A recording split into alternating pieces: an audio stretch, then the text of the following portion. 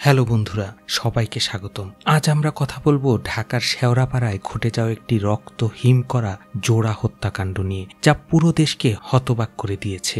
দুই বোন মরিয়ম বেগম এবং সুফিয়া বেগম নৃশংসভাবে খুন হয়েছেন তাদের নিজেদের বাসায়। আর এই হত্যাকাণ্ডের পেছনে রয়েছে একটি অবিশ্বাস্য মাস্টার মাইন্ড। মাত্র 14 থেকে 15 বছরের এক কিশোর, যে তার খালার কাছ থেকে টাকা চুরি করতে গিয়ে এমন ভয়াবহ কাণ্ড ঘটিয়েছে। কিভাবে একটি সাধারণ চুরির পরিকল্পনা এমন নৃশংস হত্যাকাণ্ডের রূপ নিল, এর পেছনে কি রহস্য লুকিয়ে আছে, এই ভিডিওতে আমরা খুঁজে বের করার চেষ্টা করব আসল রহস্য।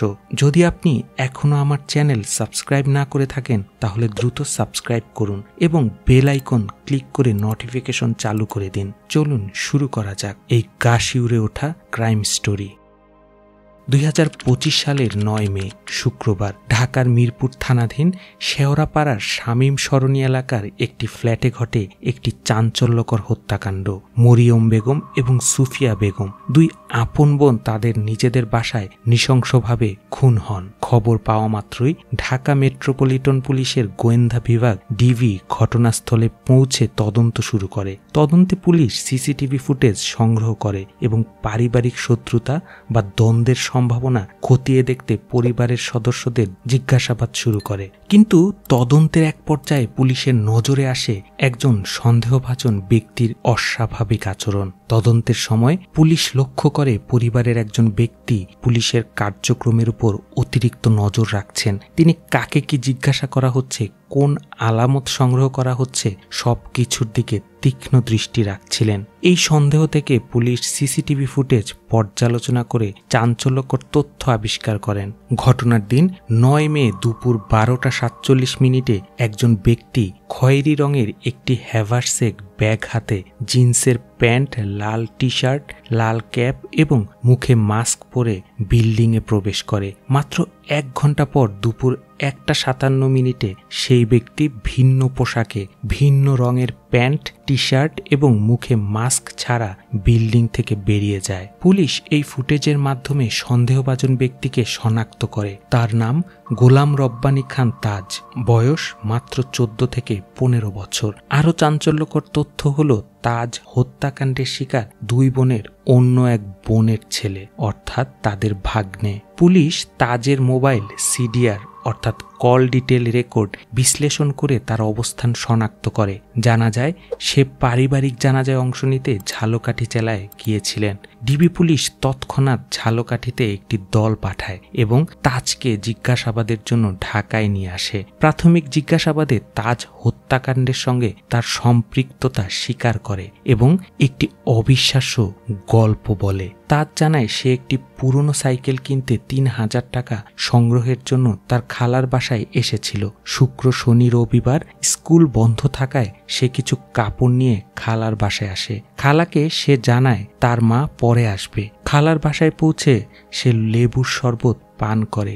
এই সময় একজন খালা ডাইনিং টেবিলে চাকু দিয়ে লেবু কাটছিলেন, আর অপর খালা রান্নাঘরে হাঁড়ি পাতিল ধুচ্ছিলেন। তাজ লিভিং রুমে ঢুকে খালার মানিব্যাগ থেকে টাকা চুরি করার চেষ্টা করে, কিন্তু তার খালা তাকে হাতে নাতে ধরে ফেলেন এবং তার মাকে জানিয়ে দেওয়ার হুমকি দেন। এই মুহূর্তে তাজ দিকবিদিক হয়ে পড়ে। সে ডাইনিং টেবিল থেকে চাকু নিয়ে খালার পেটে আঘাত করে। খালা চিৎকার করে তাকে ধাক্কা দিয়ে বাঁচার চেষ্টা করলে তাজ আরো কয়েকবার চাকু দিয়ে আঘাত করে। এই চিৎকার শুনে অন্য খালা রান্নাঘর থেকে ছুটে এলে তাজ তার পেটেও চাকু দিয়ে আঘাত করে। এরপর সে রান্নাঘর থেকে শিল পাটা নিয়ে এসে প্রথমে ছোট খালার মাথায় এবং পরে বড় খালার মাথায় আঘাত করে তাদের মৃত্যু নিশ্চিত করে। হত্যাকাণ্ডের পর তাজ ওয়াশরুমে গিয়ে রক্তমাখা কাপড় পরিবর্তন করে এবং নিজেকে পরিষ্কার করে। ভিন্ন পোশাক পরে সে ফ্ল্যাটের দরজায় তালা দিয়ে চাবি নিয়ে বেরিয়ে যায়। পথে একটি সিএনজি নিয়ে শনির আখড়ার দিকে যায়। পথে সে মাথার ক্যাপ এবং ফ্ল্যাটের চাবি ফেলে দেয়। শনির আখড়ার স্টার্ন শপিং মলের 3 তলায় মসজিদের ওয়াশরুমে গিয়ে রক্তমাখা কাপড় ভেন্টিলেটর দিয়ে বাইরে ফেলে দেয়। এছাড়া রক্তমাখা স্যান্ডেল, একটি পরিত্যক্ত বাড়ির সামনে ফেলে দেয়। তাজের স্বীকারোক্তির ভিত্তিতে পুলিশ রক্তমাখা প্যান্ট, শার্ট, জুতা,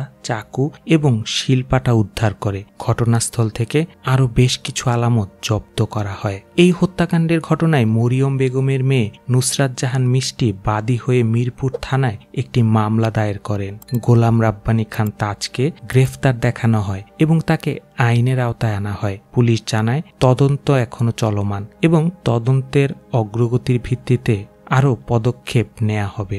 এই ঘটনা আমাদের কি শিক্ষা দেয়? শেওড়াপাড়ার এই জোড়া হত্যাকাণ্ড আমাদের সমাজের একটি গভীর সমস্যার দিকে ইঙ্গিত করে। একটি সাধারণ চুরির পরিকল্পনা কিভাবে এমন ভয়াবহ হত্যাকাণ্ডে রূপ নিতে পারে? তাজের মতো একজন কিশোরের মনে এমন নৃশংসতা কিভাবে জন্ম নিল? এই ঘটনা আমাদের কিশোর তরুণদের মানসিক স্বাস্থ্য, পারিবারিক শিক্ষা এবং সমাজের নৈতিক মূল্যবোধ নিয়ে প্রশ্ন তুলেছে। এটি আমাদের মনে করিয়ে দেয় সঠিক নৈতিক শিক্ষা এবং তত্ত্বাবধান ছাড়া কিভাবে একটি ছোট ভুল মারাত্মক পরিণতির দিকে নিয়ে যেতে পারে। এই ঘটনার সঙ্গে সম্প্রতি সাভারে মেয়ে কর্তৃক বাবা হত্যা এবং বসুন্ধরায় বিডিএসএম কেলেঙ্কারির ঘটনার তুলনা করা হচ্ছে। এই তিনটি ঘটনাই সমাজ বিজ্ঞান ও অপরাধ বিজ্ঞানের দৃষ্টিকোণ থেকে বাংলাদেশের প্রেক্ষাপটে গুরুত্বপূর্ণ কেস স্টাডি হতে পারে। এই ঘটনা আমাকে গভীরভাবে নাড়া দিয়েছে। একজন 14-15 বছরের কিশোর যে শুধুমাত্র একটি সাইকেল কেনার জন্য টাকা চুরি করতে গিয়েছিল,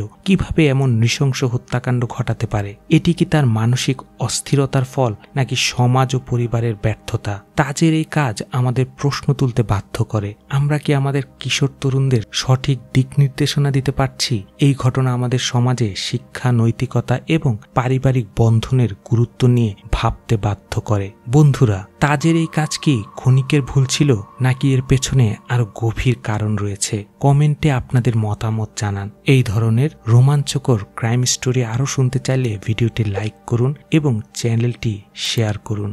আবার দেখা হবে নতুন একটি ক্রাইম থ্রিলার নিয়ে। ততক্ষণ ভালো থাকুন, নিরাপদে থাকুন। ধন্যবাদ।